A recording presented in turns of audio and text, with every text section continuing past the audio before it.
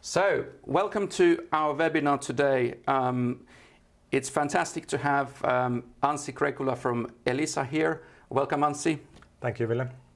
And today, Anssi will be sharing their story, how they got started with Customer Lab, working with their private customer space, collaborating with about 1,000 customers on different products and CX development initiatives.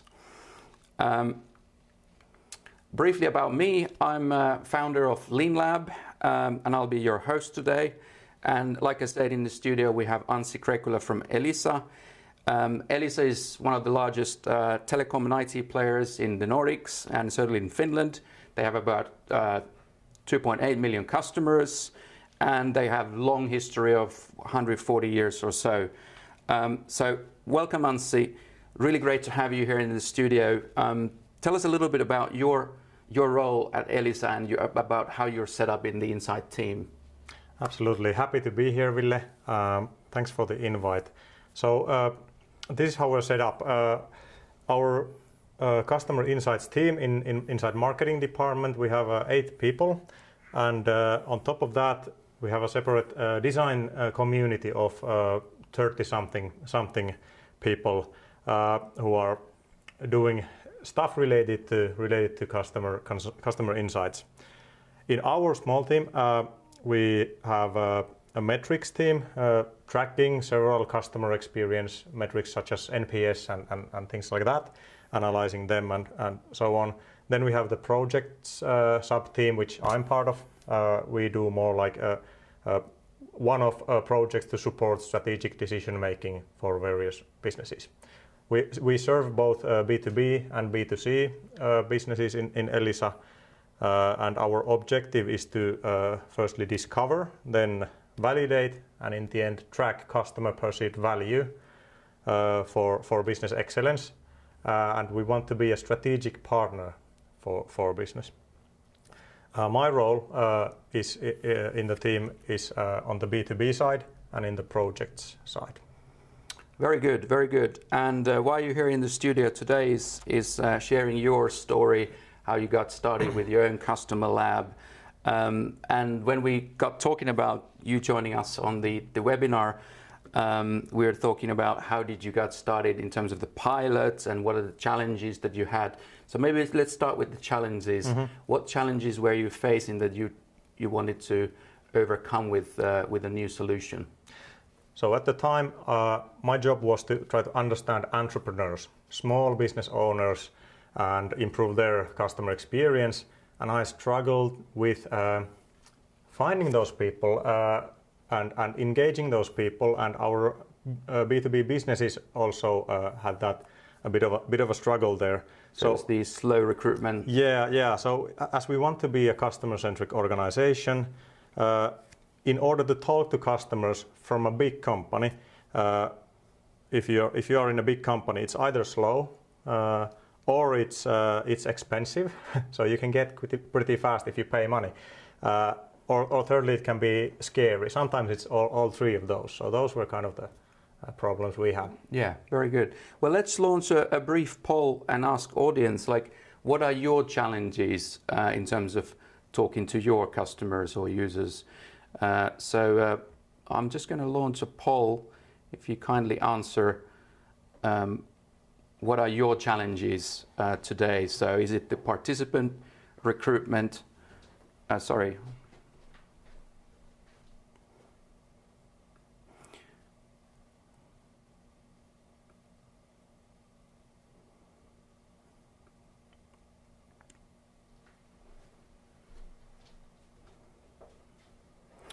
I'm unable to launch the poll. Could our moderator kindly launch the first poll? It's the second poll. It's currently launched. Poll number 2. Okay. So now we have the right poll. So what are your thoughts on the challenges? Is it the slow process? Is it expensive? Is it scary to talk to customers? Or have you sorted the challenges out? Where do you guys land on this one? So quite interesting, that's the results coming in. The slow process is somewhere around 90% now. All right. Research being expensive, That's a follow-up. It looks that the scary part is also picking up. So, All right. But definitely the main challenge, as it looks from the poll, is the slow process of getting users on board. What are your thoughts on that one? Well, in a large organization such as ours, people just don't have the time to wait for 2 weeks to get a simple answer to a simple question, or that's how they feel like. The question might turn out to be more complex than they first thought and stuff like that. So, but anyway, they have a deadline. They must make decisions, and if it's too slow, they are just, well, you know, I think I know. I think I can go with the gut. I think we can just wing it. Let's go, and we'll talk to customers later or something like that. Yeah. So yeah, to be able to establish the relationship to business, as we want to be a strategic partner, of course, that means that we can more. To be a strategic partner, we can then start to talk with the business stakeholders earlier, so we can kind of buy us some time. But to start that relationship, you need to give something really quick. The first thing that they contact you, hey, can we ask something up? So we can say, yeah, you can get it tomorrow. Yeah. No marginal cost, just like no budget, just go for it. So. Yeah, and certainly what I've experienced is particularly in the digital development where world has gone totally agile, 2 weeks is a really long waiting time. Yeah, it's a sprint basically. And you can't wait for results that long, and then you just need to move on. And the same sort of phenomena seems to be sort of going over to other business areas as well. So the same things are happening in the marketing and communications department and whatnot. So the whole agile world is sort of spreading across the organizations, and the research needs to get more agile as well to stay on top of things. Yeah, you're right. Cool. So let's get started with how you got started. So you had these challenges, slow recruitment, being expensive, sometimes scary. How did your first pilot look like when you got started? Yeah, so we wanted to prove the value first, and for that we really went with a kind of a shoestring budget to be very quick with that. So this is how it looked like at first. Very simple manual stuff. That's Excel, that's Outlook on my laptop basically. We had 20 volunteer entrepreneurs that I recruited. So it was very clunky, very manual stuff. But that was the way to prove the value, because I ran a couple of experiments with those those very nice entrepreneurs who were willing to help, and after the program I had planned that okay, this is until Christmas, and then after Christmas I started to get queries from the business that, hey Anssi, do you still have this lab thing? I would like to ask this, and those questions started pouring in. So I was like, hey, I do have, if we can then make the little investment to actually build a robust version of the same thing. So now that it was already validated, it was proven that it brings value, I was able to create the internal value proposition for the company. And the value proposition was that you get with the lab you can get 100 customer opinions in your any question that you have in 24 hours. Yeah. And that was kind of the thing that really unlocked the investment or the money to do that. Yeah, I think that's really powerful value proposition. So then you got off to a great start, and you got kind of validated this approach. You got more kind of internal demand building up. So what did you do next? You started scaling up your customer lab. Yeah, so naturally we started to look for a platform, a software that could save us the manual work, save us some time, streamline the process, take care of all the GDPR stuff and all that properly, so that it's not depending on only a small amount of people or one person, for example. Also to brand it to lab members that okay, this is like a community, this is how we want to talk with you, you know, and also ensure continuity. For example, I became a father 2 years ago, so last year I was on a paternity leave for 3 months, and the lab was able to function even without me, who was anyway kind of the creator of that. So that was a good sanity check for the whole thing, that okay, if it can roll on its own, and it was possible. So yeah, and you are not like bottlenecking the research request exactly. if it's behind one person, so that's really critical. So now we have basically a team of 10 people to do that. So how does your lab look like today? So how many participants you have, and how does the environment look like, and how did you recruit your participants in the first place? Yeah, I can show you. So the sweet spot seems for us to be about 1,000 customers. We have both B2B customers, mostly small, like SME, small entrepreneurs, and then consumers as well. They are basically recruited through our continuous feedback surveys, NPS, stuff like that. So in the last page, there's a kind of invitation to join if you want to give feedback. Other ways to recruit as well.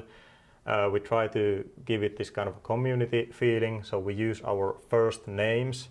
So it's not just that this logo, this brand is asking you to collaborate. It's those people who just happen to work at the company. So it kind of brings it to the human level to us, and that seems to be very valuable and has shown us also good results in terms of user engagement or participant engagement, response rates, and also the quality of the responses to open-ended questions, for example. So shout out to all Raati members who might be here, our lab members who might be listening to this someday. Thanks to everybody. So walk us through briefly what people are able to see here on the illustration image of the customer lab. So it clearly has your name and initials there, and you have created a picture of yourself, and you have some activities there where customers can participate. Yeah, so different kinds of activities. It's nice to keep the variation there, so it's not just survey after survey after survey. We might sometimes invite them to actually come to our home, our headquarters, for in-person interview, or us to go to the homes of the customers.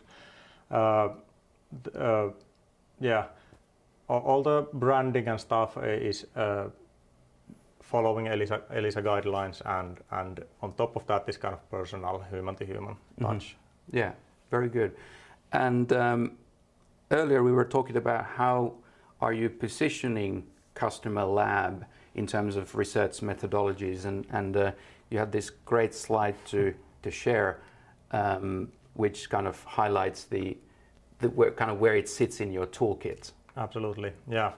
So on the left-hand side, we have quantitative research methods, such as sending out an online survey to 1,000 people who are like nationally representative sample, and then you can see the prevalence of certain phenomena in the market, for example. Okay, that's kind of 25% of entrepreneurs think that 5G, blah blah blah. On the other hand, you have qualitative methods, which probably many are familiar with. For example, actually going to somebody's home or an office and ask, hey, by the way, where is your internet here? and then have a fruitful conversation there. Those both are good, but they are heavy. They cost something. They take a couple of weeks. The sweet spot for the customer lab is that it's you can have a combination of quantitative and qualitative in the lab, and the key thing that differentiates is the speed.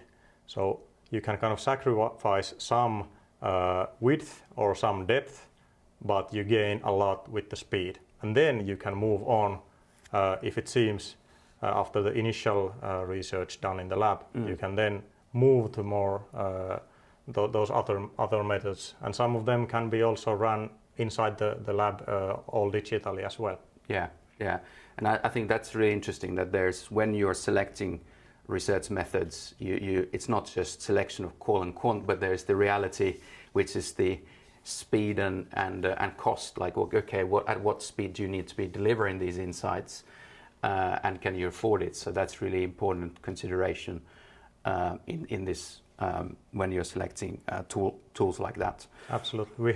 We don't have the luxury of academic freedom of the university, for example, Yes. where we can have the time to really dig deep into spending lots of time in qual and then jumping into quant and vice versa. Yeah, so it's about finding the sweet spot. Very good. So let's slowly move towards case studies. You selected a few case studies across the triple diamond kind of development process, looking at the kind of very early stage discovery part. Then you have a great example of smarter way of doing what we might call A/B testing in that solution space. And then you've also used the customer lab to recruit people for more in-depth interviews to understand kind of your products in markets and capture more photos and so on. So let's get started with the first case in that discovery space. So walk us through why did you select this one and kind of what went down with this one? Absolutely. So, so far we have mostly been focusing on actually these kind of things. So small surveys with lots of open-ended questions. They kind of serve as mini interviews.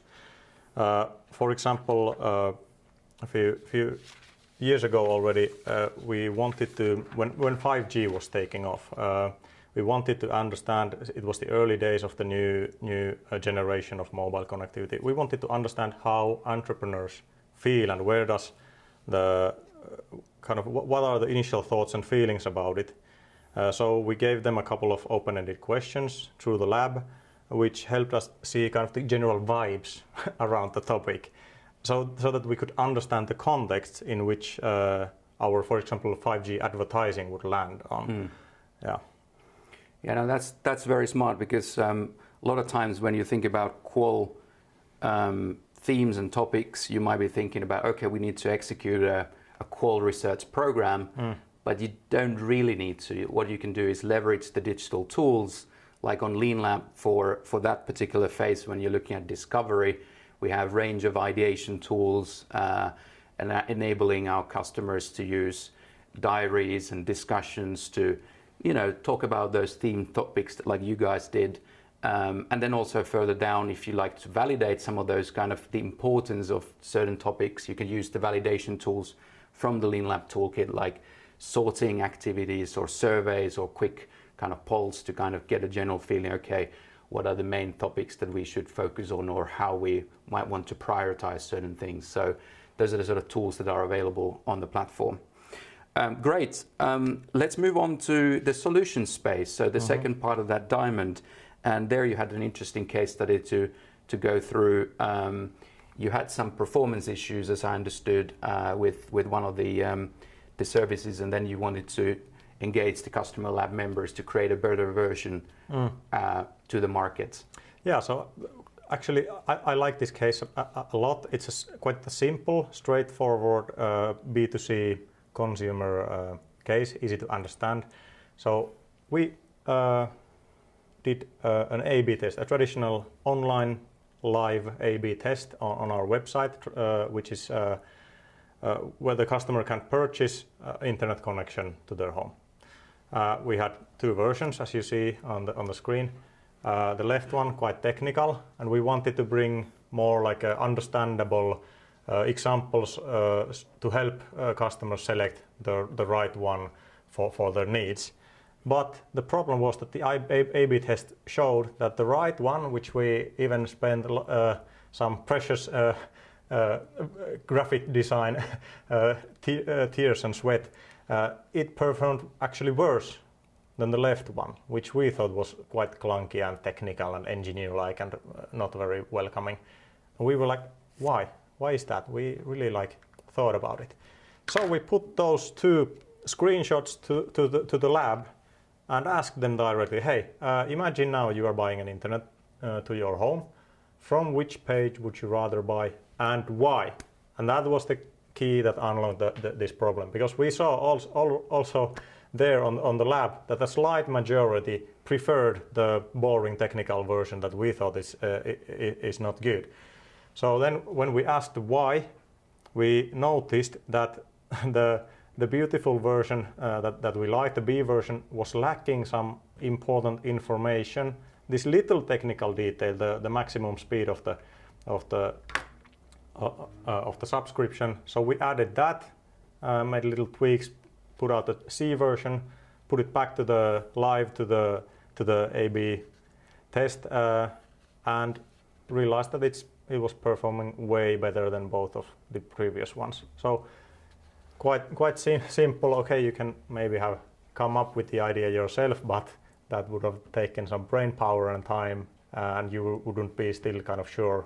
But this was kind of simple right from the moment that we saw the results. Was that okay? This is the right way to go, and then the live results proved that. Yeah, and imagine if you didn't have the customer lab, then you would probably still be scratching your heads like why this other version is performing better, because you'll be just relying on the A/B test, but it doesn't really tell you the reasons behind it. Exactly. So that's where you need that customer feedback and input. Yeah. On that note, on the platform, there are certain testing tools that kind of facilitate this sort of a mid-journey, in the solution space. So we have, preference testing options. There are heat maps or first-click tests where you can show screen grabs or flows and quickly capture, like, okay, what people think about those and why and how would they improve those. And then we have like a visual gallery as well, which enables our customers to share different kind of versions and then quickly capture like more the qualitative feedback on why are they preferring these options over others and so on. So that's quite a powerful combination of fast testing tools for that mid-journey stage. Cool. Let's then move on to the final part of the triple diamond. So you have the case study where you're actually using the customer lab to recruit participants for interviews and kind of dig deeper into how do they experience their products currently and so on. I think you had some nice images to share as well. Yeah, absolutely. So we also recruit the lab members for interviews, which are then separately incentivized. So this is something when we want to go very deep to something that we deem more important than your average job. So for example, we wanted to understand better the customer experience of mobile broadband services. And from the lab, we were able to find small companies who were willing to let us actually visit their workplace and ask, hey, show me the internet. And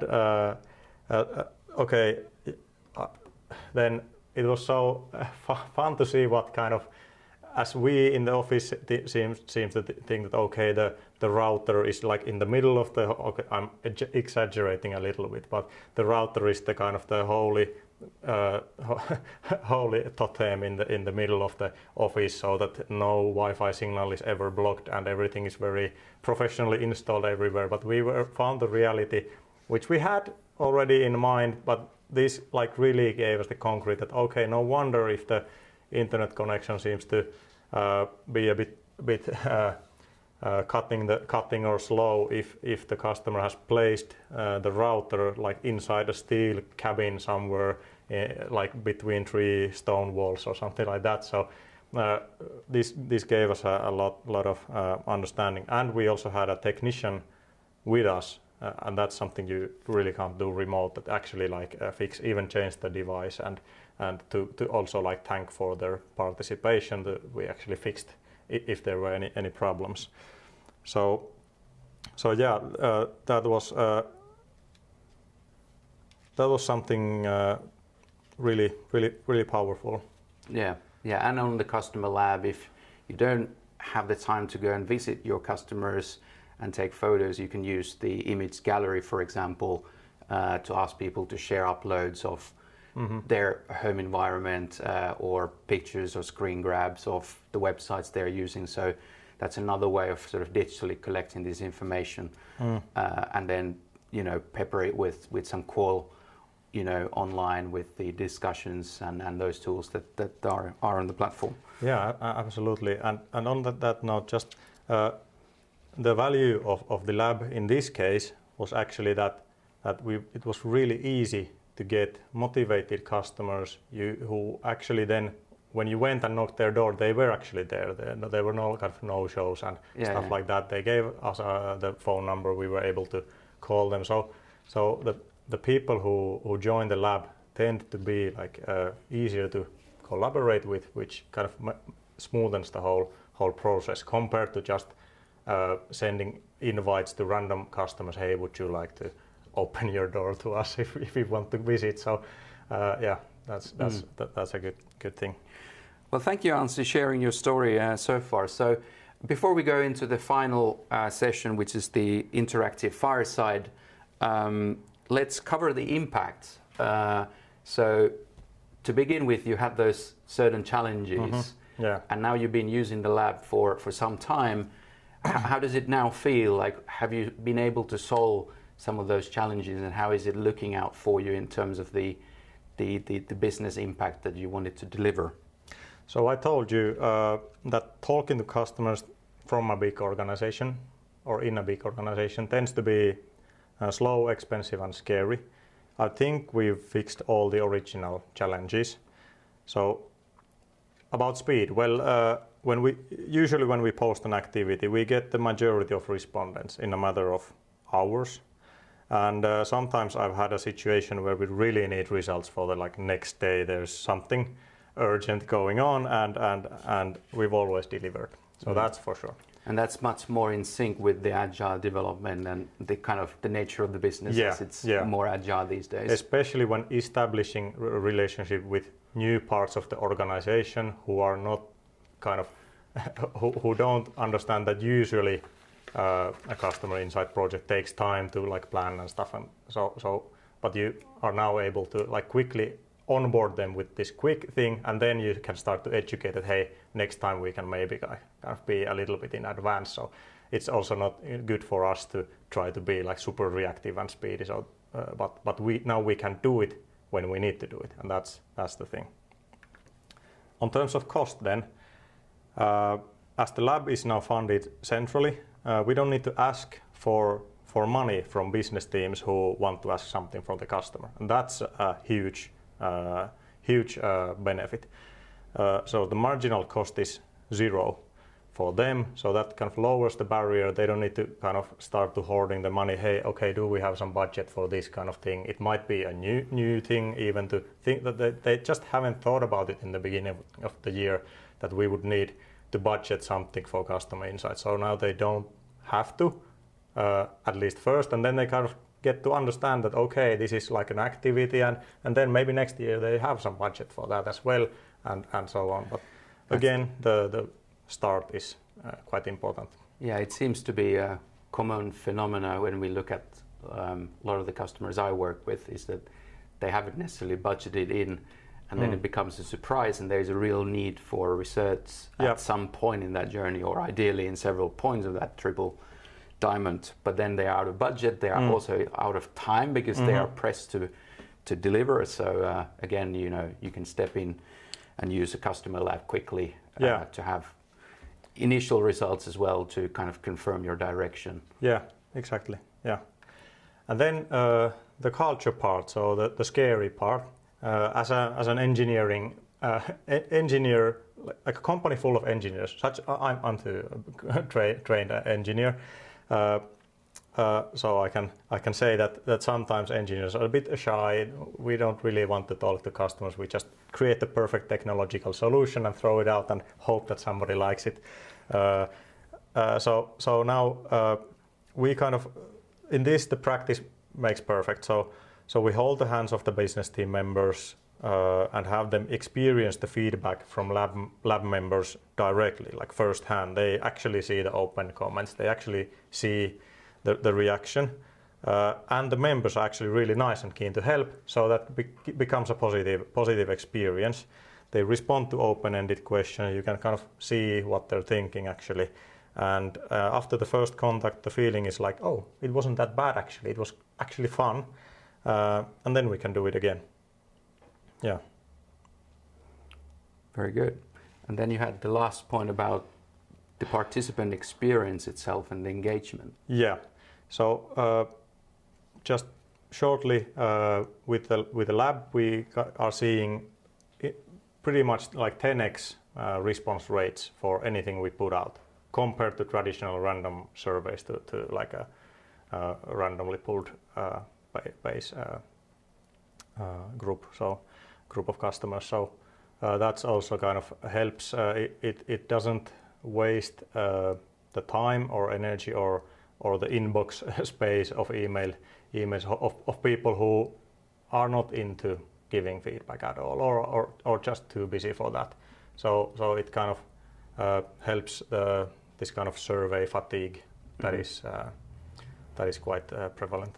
Yeah, it's a real issue, the survey fatigue. When I started my career with my previous company, we would have 40 to 50% response rates to a random email survey. Today you're lucky if you get 3 or 4% response rates. Yeah. But on the customer labs, you are able to sustain it to somewhere about 50% even, when you're continuously in dialogue with your participants, with your customers. You're sharing results, you're sharing what's happening next, and they feel much more connected with the research and with the company. What you mentioned is very, very important, that you share back, and that's probably something we also need to work on. And another thing is the one reason I actually noticed that the monetary compensation, we have some kind of like a raffles every month about like small gift cards for everybody who has been active for the last month. But that's kind of a nice to have. But the key thing is that they get to experience that, okay, they can peek a little bit under the hood. They can kind of see what's cooking in the company, so they feel like, now I'm a little bit in the inside. I can kind of have an impact also. So they feel a little bit more exclusive and a little bit more VIP and more connected. Very good, very good. Well, thank you, Anssi, for going through the case study and the impact that you've been able to deliver to your business. So now we move on to the last session, which is the fireside Q&A, and we'll open it up this with a poll. So you're able to contribute what Anssi and I will discuss. So let me reopen the poll that I might have accidentally shared with you guys earlier. So this is the poll which gives you a few options. So what is it that you like us to discuss next in the fireside chat with Anssi? So there are a few topics to pick from. Participant recruitment, championing insights internally, team and expertise required to run your own private customer lab, and then, if you're just getting started, how to sell the whole idea internally. So let's see what topics come up first. So far, championing insights internally is picking up.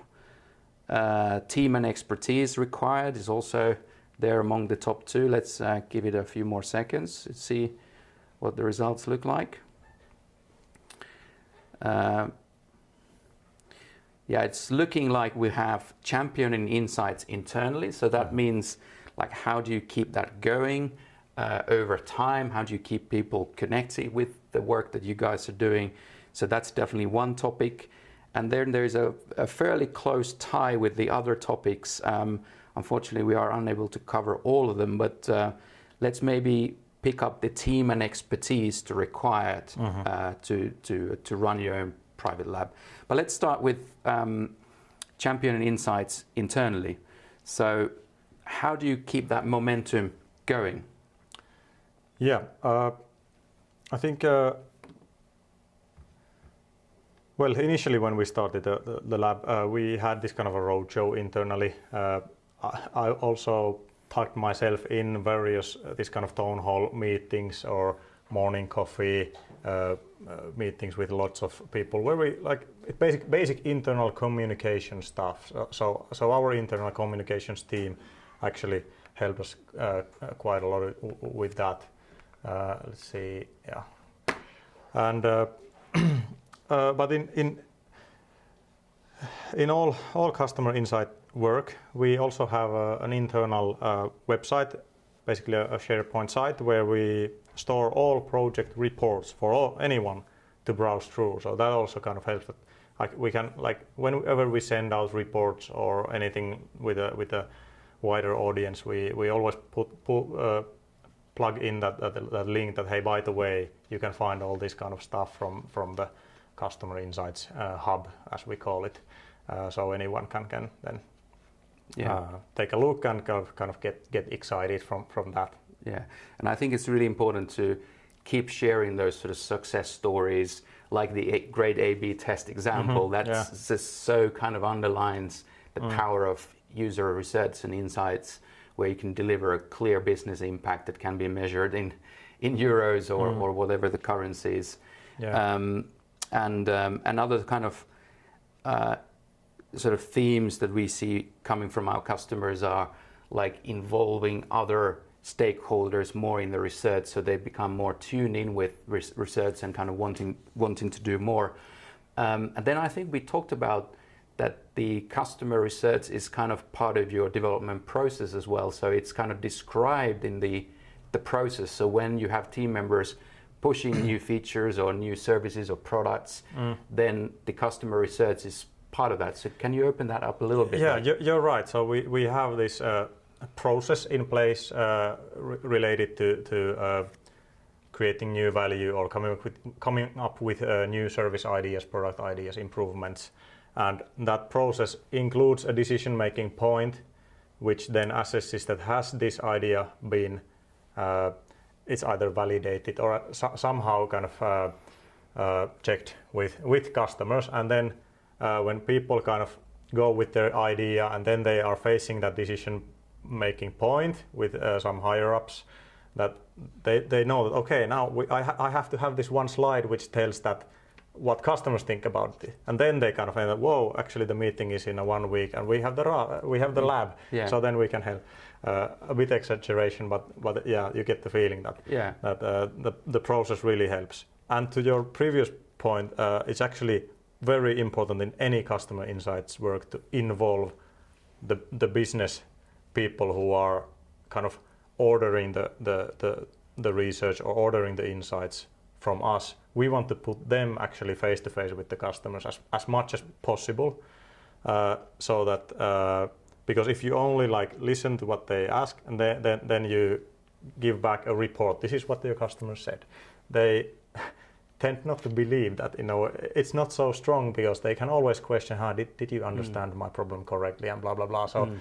So that's also a key so component. You can then grant access to your stakeholders, to your customer lab, to participate in the discussions, or for example, see the results, or have influence as the research is ongoing. And we also try to kind of democratize, so that it's not only the very few insights people who are able to do stuff with the customers, but to enable such easy tools that we can at least do it together, like collaboratively, or Yeah. Very good, very good. And please do ask questions on using the QA box as well, so we can try to cover some of the questions. I think there's one question about the incentives, but the second thing we wanted to discuss and cover is the team and expertise required, which of course is a quite natural question from a lot of customers thinking about this. Like, okay, do we need to dedicate a full team to do this, and how does it actually work out? What's the time required to start, lean labbing and start talking to customers? So walk us through how are you kind of set up, and what's the frequency of involving your customers? Got it.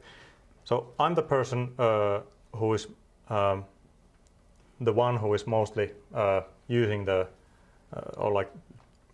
doing the work related to the lab, and it's maybe like 10% of my time. So nobody's working with this full time at all.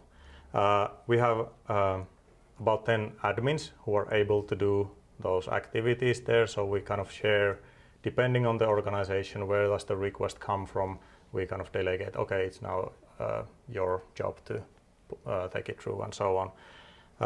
It takes about half a day like ice hockey time, so active time ticking throughout maybe a week or two, depending on the case. But that's how much one project takes from us.